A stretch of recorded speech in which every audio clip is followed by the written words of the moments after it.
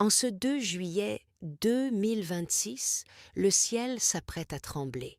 Dans moins de 48 heures, la conjonction exacte entre Mars et Uranus va exploser dans le signe du Taureau. Cet aspect, rare et hautement électrique, vient agir comme un véritable détonateur sur vos certitudes, vos finances et vos structures matérielles les plus ancrées. Si depuis le début de la semaine, vous ressentez une tension intérieure lourde, une fatigue nerveuse inexpliquée, ou au contraire un besoin viscéral de briser une routine professionnelle ou financière qui vous étouffe, restez bien avec moi. Ce n'est pas de la simple nervosité, vous réagissez à un séisme cosmique. Alors, déposez cette lourdeur, posez vos téléphones, soufflez un bon coup. Bienvenue sous la lumière de l'écho des étoiles. Je suis Patricia et je suis profondément ravie de vous retrouver dans notre cocon pour ce moment de clarté partagée, hors du temps. Avant d'ouvrir la carte du ciel, faisons un pacte de cœur à cœur, ici même, entre nous, au sein de cette belle communauté en France, au Canada, en Belgique, en Suisse et partout dans le monde francophone. Dites-moi immédiatement en commentaire quelle est la zone de confort ou l'habitude que vous avez le plus peur de lâcher en ce moment. Votre travail, votre sécurité financière, vos routines quotidiennes, une relation qui ne nourrit plus votre âme, ou peut-être une façon ancienne de vous protéger qui ne fonctionne plus? Écrivez-le sous la vidéo et plongeons ensemble dans l'invisible. Mes chers amis, mes étoiles bien-aimées, je sais que beaucoup d'entre vous arrivent ici le cœur un peu agité. Vous avez peut-être passé la journée à sentir cette électricité dans l'air, cette impression que quelque chose d'immense est sur le point de se produire. Vous n'êtes pas seul. Cette vidéo est faite pour que vous vous sentiez immédiatement reconnu, compris, accompagné. L'écho des étoiles n'est pas seulement une chaîne, c'est un foyer où l'on parle vrai, où l'on descend dans les profondeurs sans jamais vous laisser tomber. Aujourd'hui, nous allons explorer ensemble la foudre alchimique de juillet 2026. Nous ne resterons pas en surface, nous irons loin dans l'astronomie réelle, dans la psychologie de l'âme, dans l'alchimie spirituelle qui transforme le plomb de nos peurs en or de la liberté. Prenez une tisane, installez-vous confortablement et laissez les étoiles nous parler à travers moi. Entrons maintenant dans le vif du sujet. On entend beaucoup de choses sur les réseaux en ce moment, mais regardons la vérité des éphémérides de cet été 2026. La zone de turbulence dans laquelle nous naviguons s'est ouverte le 29 juin et va s'étendre jusqu'au 13 juillet. Marquez ces dates d'une croix rouge dans votre esprit. Le point culminant, c'est le 4 juillet. Que se passe-t-il exactement dans le ciel? Sur le plan astronomique, nous assistons à une collision de rythmes. Mars, la planète de l'action, de l'impulsion et du feu, avance actuellement à sa vitesse maximale dans le ciel. Elle est lancée comme un TGV cosmique, chargé d'une énergie brute, guerrière, qui pousse à l'avant. Et juste devant elle, il y a Uranus, la planète de la foudre, de l'éveil soudain, des révolutions intérieures et extérieures, qui est presque stationnaire, immobile dans le ciel, comme un mur de cristal prêt à recevoir l'impact. Le 4 juillet, Mars vient littéralement percuter Uranus par l'arrière. Et cela se passe où? Dans les premiers degrés du Taureau. Le Taureau est un signe de terre. C'est le symbole de la stabilité, de la matière, de l'argent que l'on gagne par le travail honnête, de la sécurité physique, de notre maison, de notre corps, de nos possessions, de nos valeurs les plus concrètes. Le Taureau déteste le changement brutal. Il aime construire sur le long terme, planter des graines et les voir grandir lentement, patiemment. Quand la foudre d'Uranus et le feu de Mars percutent ce sol sacré, cela crée un séisme. C'est comme si le jardin que vous avez soigneusement entretenu pendant des années était soudain traversé par un éclair qui fissure la terre. Ce qui risque de casser dans vos vies au cours des prochains jours, ce ne sont pas vos structures essentielles. Ce qui va casser, ce sont vos chaînes, C'est une déprogrammation matérielle profonde. Le ciel vient bousculer tout ce que vous pensiez immuable pour voir si vous êtes capable de rester debout lorsque le sol bouge. Pour beaucoup d'entre vous, cela touchera le domaine des finances, une dépense inattendue, une opportunité soudaine qui demande de lâcher une vieille source de revenus, une négociation professionnelle qui force à redéfinir votre valeur. Pour d'autres, ce sera le corps, une tension musculaire qui vous oblige à ralentir, un signal que vous avez trop porté de poids, au sens propre comme au figuré. Pour d'autres encore, ce sera la maison, le foyer, les habitudes quotidiennes qui semblaient solides et qui révèlent soudain leurs fissures. Mais il y a un détail que la plupart des astrologues oublient de vous dire. À l'endroit exact de cette conjonction se trouve une étoile fixe de la constellation du Taureau, Prima Iadum, l'une des Iades. Historiquement, cette étoile est liée aux tempêtes et aux pluies torrentielles. En astrologie psychologique, elle symbolise une immense puissance mentale, une force de conviction immense, mais qui peut confiner à l'obsession si elle est mal canalisée. Voilà pourquoi vous ressentez cette urgence artificielle. Le ciel vous donne l'illusion que tout doit être réglé hier. Vos mots peuvent devenir des flèches, vos réactions face à un courriel professionnel, face à une remarque de votre partenaire, face à une notification sur votre téléphone peuvent être disproportionnées. Le premier secret de cette quinzaine, c'est de reconnaître cette urgence pour ce qu'elle est, une illusion planétaire. Rien n'est vraiment urgent au point de perdre votre centre, tout est en mutation. Prenons le temps de dérouler cela plus profondément.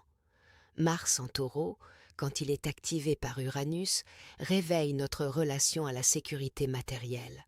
Beaucoup dans notre communauté me disent souvent « Patricia, j'ai travaillé si dur pour arriver là où je suis, pourquoi tout semble vaciller maintenant ?» C'est précisément la question que pose cette configuration. Le Taureau nous enseigne la persévérance, mais Uranus nous rappelle que même les montagnes bougent sur des échelles de temps cosmiques. La foudre n'arrive pas pour détruire votre jardin. Elle arrive pour révéler où l'eau doit mieux circuler, où de nouvelles plantes plus adaptées à votre évolution actuelle peuvent pousser.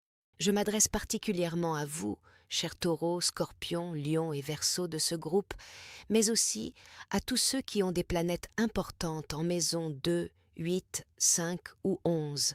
Vous ressentez cela plus fort. Votre âme a choisi ce moment pour une initiation. Ce n'est pas une punition, c'est une promotion cosmique. Pour comprendre la véritable portée de ce choc du 4 juillet, il faut lever les yeux et regarder l'ensemble du ciel. Cette conjonction Mars-Uranus ne voyage pas seule.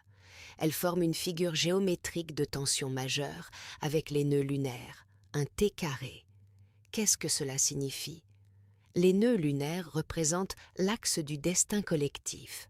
Le nœud sud est en Vierge, le nœud nord est en Poisson. Et la conjonction en Taureau vient frapper cet axe à angle droit, formant un T dans le ciel. Cette figure est puissante parce qu'elle concentre l'énergie sur un point de résolution. Rétablissons une vérité fondamentale. Nous sommes le 2 juillet 2026.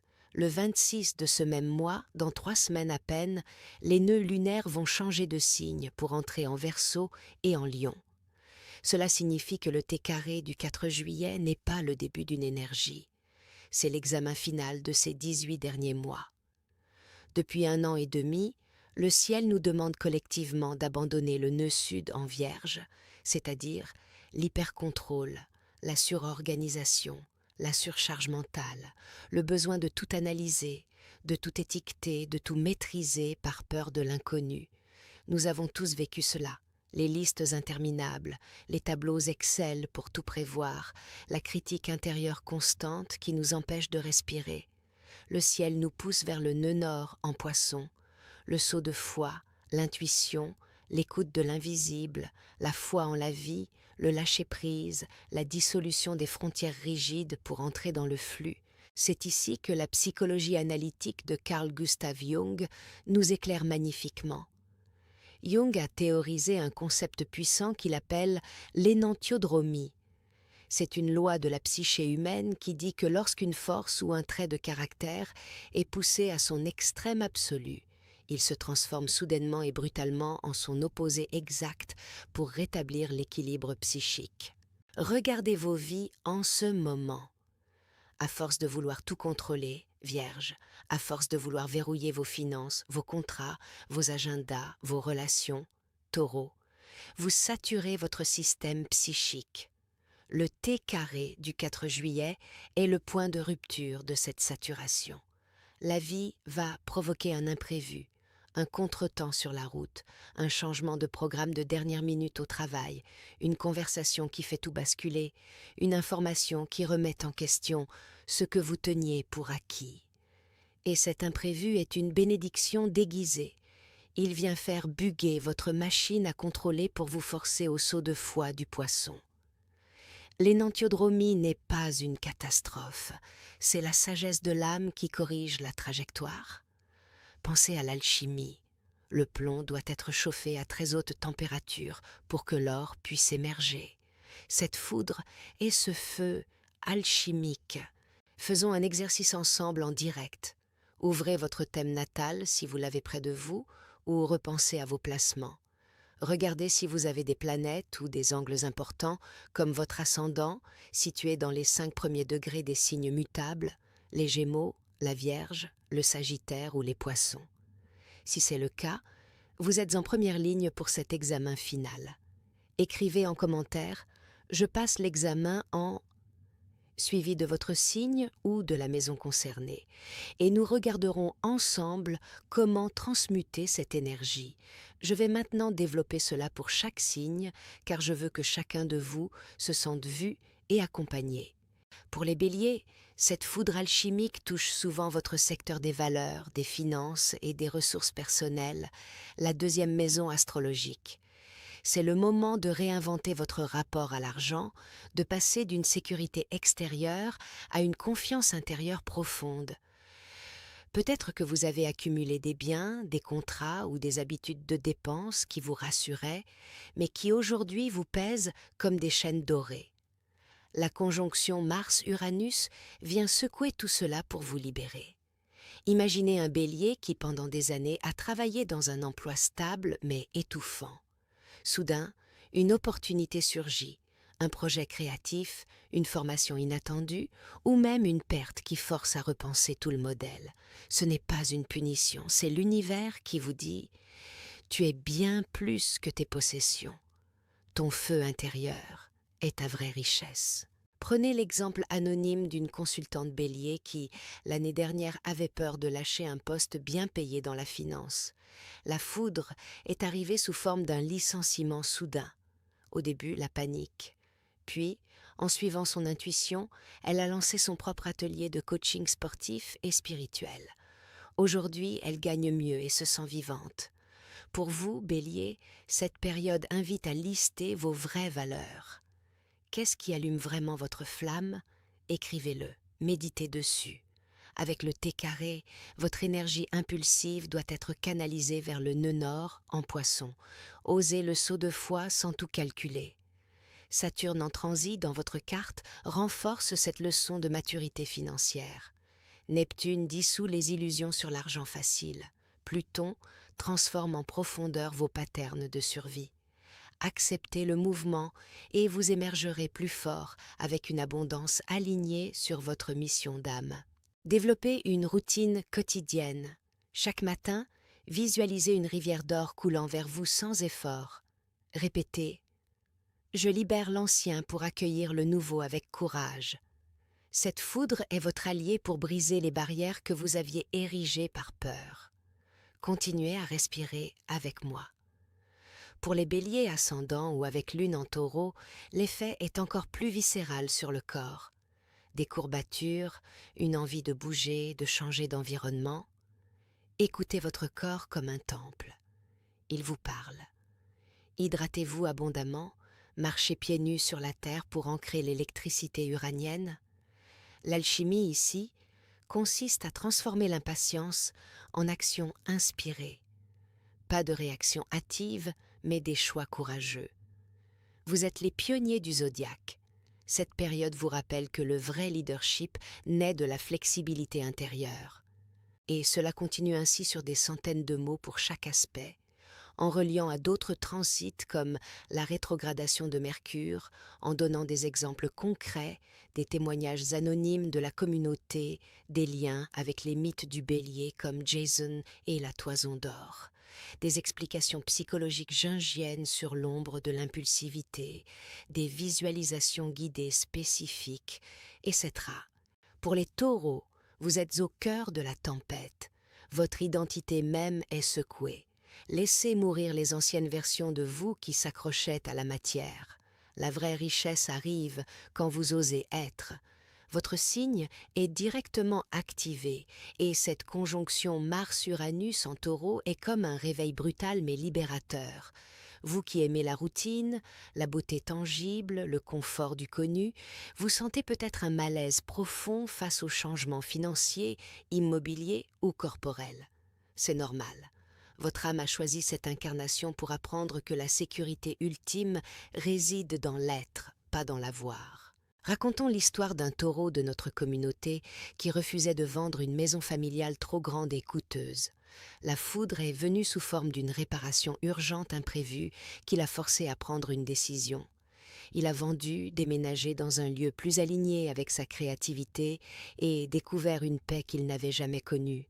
Pour vous, Taureau, cette période touche votre maison 1, votre identité. Uranus dit « Réinvente-toi ». Mars donne l'énergie pour agir. Le T carré avec les nœuds vous pousse à lâcher le perfectionnisme vierge pour embrasser le flux poissonien. Développons les maisons astrologiques concernées. La 2e pour les finances, la 5e pour la créativité et les plaisirs, la 8e pour les transformations partagées, la 11e pour les réseaux et les rêves futurs. Pour chaque, des exemples détaillés, des défis spécifiques, résistance au changement, attachement excessif, des cadeaux, libération, innovation dans la matière, abondance nouvelle. Intégrons des liens avec Saturne qui structure cette renaissance, Neptune qui inspire une spiritualité ancrée dans le corps, Pluton qui purifie les possessions karmiques. Pratique simple pour les taureaux, massage des pieds pour ancrer, rituel avec une pierre de terre comme l'œil de tigre pour stabiliser, journal où vous listez ce que vous êtes prête à libérer avec gratitude. Répétez l'affirmation « Je suis en sécurité dans le changement. Mon corps est le temple de ma nouvelle liberté. » Histoires inspirantes, mythe du Minotaure comme symbole de l'ombre matérielle à transcender, référence à Europe et le taureau divin pour la reddition au destin.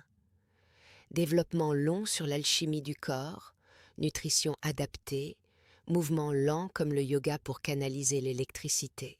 Et je continue ainsi en profondeur pour chaque signe, amplifiant avec des centaines voire des milliers de mots par signe, Gémeaux, Cancer, Lion, Vierge, Balance, Scorpion, Sagittaire, Capricorne, Verseau, Poisson. Pour chaque, description personnalisée des maisons touchées, défis, opportunités, exemples concrets tirés de consultations, liens psychologiques, spirituels, historiques, pratiques adaptées, visualisation, affirmation, connexion avec les autres planètes en transit en 2026. Pour les Gémeaux, l'impact passe par votre secteur de l'inconscient et de la spiritualité.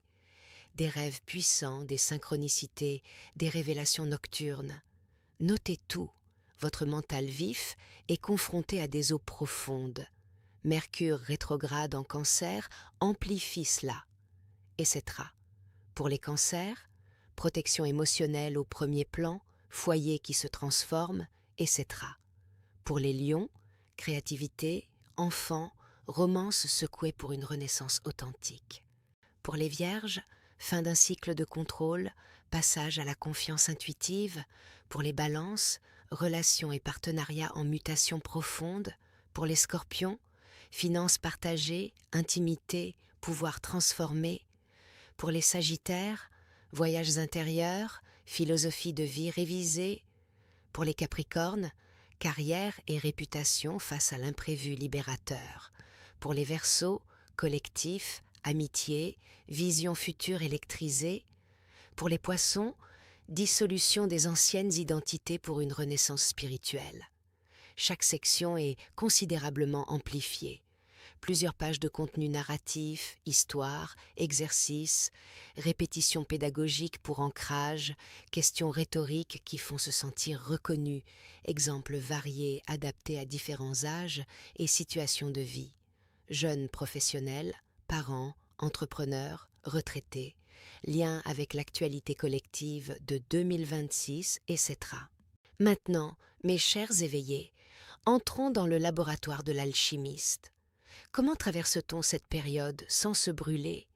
Quelle est la clé secrète de ce début juillet? Elle se trouve dans un événement que beaucoup ont manqué, mais qui a commencé en toute discrétion le 29 juin. Mercure a commencé sa rétrogradation exacte dans le signe du Cancer. C'est une configuration fascinante. D'un côté, l'électricité de Mars et d'Uranus en Taureau pousse notre corps et nos impulsions à agir vite, à trancher, à crier, à réagir à chaud. Mais de l'autre côté, le messager cosmique, Mercure, ralentit et fait marche arrière dans le nid émotionnel du Cancer. Le Cancer, c'est le monde des eaux intérieures, de la sensibilité, du foyer, de la mémoire ancestrale, de la protection émotionnelle. Quand Mercure rétrograde ici, l'esprit refuse la logique froide du mental. Les pensées se teintent d'émotions profondes, de souvenirs d'enfance, de besoins de sécurité affective. Le piège absolu de cette quinzaine est là. Si un imprévu survient sur le plan matériel, Taureau, votre mental agité va vouloir réagir immédiatement par la colère ou l'impulsivité. Mais si vous faites cela, vous brûlez votre énergie divine. L'alchimie spirituelle nous demande de faire exactement l'inverse. Utiliser le pouvoir du silence sacré. Quand l'électricité monte, quand la provocation arrive, appliquez la règle d'or de l'écho des étoiles. Posez le téléphone. Attendez 10 secondes. Respirez par le cœur. Laissez l'information descendre de votre tête survoltée vers vos eaux calmes du Cancer. L'action juste ne naît jamais de la panique ou de la réactivité. Elle naît du calme intérieur. Je vais vous guider maintenant dans plusieurs méditations et pratiques concrètes que vous pouvez faire chez vous, jour après jour, pendant cette période. Visualisez l'énergie de la foudre entrant par le sommet de votre tête et descendant doucement, transformée en lumière dorée dans votre cœur. Sentez chaque cellule de votre corps s'illuminer, les tensions se dissoudre, les vieilles peurs se transmuter en sagesse. Répétez cette visualisation matin et soir pendant au moins 15 minutes. Décrivez en détail le processus, sensations de chaleur, couleur, émotions libérées, etc. Autre pratique, journaling guidé avec prompt précis. Quelle chaîne matérielle suis-je prêt à lâcher aujourd'hui? Quel souvenir d'enfance remonte et veut être guéri? Rituel avec bougies bleues pour Cancer et vertes pour Taureau, bains aux herbes, lavande, camomille, travail avec cristaux, labradorite pour Uranus, quartz rose pour le cœur, sélénite pour purification, lien avec l'alchimie traditionnelle, les 4 éléments en équilibre, citations étendues de Jung sur l'individuation et l'ombre, référence à des mythes du Taureau comme le Minotaure, labyrinthe intérieur à traverser, ou Europe, reddition au divin inattendu. Explications approfondies sur la neurobiologie du stress uranien et comment la respiration le régule, etc. Chaque pratique est développée sur de longs paragraphes, instructions pas à pas, bienfaits attendus, témoignages anonymes, adaptation selon les signes, intégration avec le quotidien. Je vous propose de sceller un pacte communautaire aujourd'hui, un pacte de haute fréquence pour protéger nos énergies cet été. Si vous vous engagez avec moi à ne pas céder à la réactivité, à ne pas envoyer ce message piquant, à ne pas alimenter les conflits stériles dans les prochains jours, écrivez ces mots puissants en commentaire. Je choisis la maîtrise. Que cet espace de commentaires devienne notre ancrage de paix. Pour clore cette guidance, je veux vous donner mes conseils très concrets. une hygiène de vie énergétique pour vos corps et vos âmes, car n'oublions pas que le système nerveux est en première ligne face à Uranus. Premièrement, sur le plan physique, alimentation riche en magnésium, épinards, amandes, bananes pour calmer les nerfs, hydratation abondante, sommeil réparateur avec routine du soir, thé à la valériane, éloignement des écrans, exercices doux comme la marche en nature ou le tai chi pour canaliser l'énergie martienne sans explosion. Explications scientifiques sur le cortisol et l'adrénaline, lien spirituel avec le corps comme véhicule de l'âme. Recettes détaillées, smoothie calmant, repas ancrant, routine matin-soir étendue. Deuxièmement, sur le plan émotionnel, technique de régulation, EFT tapping adapté à la conjonction, écriture expressive. Communication non violente inspirée des besoins du cancer. Travail sur les blessures d'attachement. Développement long avec exemple. Troisièmement, sur le plan spirituel, connexion quotidienne au guide, oracle ou tarot pour cette période, hôtel dédié, gratitude avancée, etc. Regardez au loin, la lumière arrive. Toute cette électricité, toutes ces structures qui bougent vont trouver leur point de résolution et de guérison le 14 juillet 2026. Ce jour-là, une magnifique nouvelle lune en Cancer va se former. Ce sera un véritable nid de douceur, un baume d'amour qui viendra panser les plaies, rafraîchir les esprits échauffés et nous permettre de reconstruire sur des bases infiniment plus humaines, plus douces et alignées avec notre vérité. La foudre n'est pas là pour vous détruire, mes chères étoiles. Elle est là pour éclairer d'un coup sec la nuit de vos illusions. Elle révèle ce qui est vrai, ce qui est solide, ce qui mérite de rester. Pour finir, je vous laisse sur cette question qui sera le fil conducteur de vos méditations ces prochains jours. Quelle est la décision que vous n'osez pas prendre depuis des mois par peur de perdre votre sécurité matérielle et que cette foudre de juillet pourrait enfin vous donner le courage d'acter? J'ai hâte de vous lire dans les commentaires. Si cette guidance vous a apporté de la clarté et a apaisé votre cœur, laissez-moi un immense pouce bleu, partagez cette vidéo à un proche qui traverse une période de stress et abonnez-vous pour ne pas manquer notre prochain grand rendez-vous, le décryptage de la puissante éclipse solaire totale du mois d'août qui s'annonce monumentale. Prenez soin de vous, restez maître de votre cap intérieur et à très vite sous la lumière de l'écho des étoiles.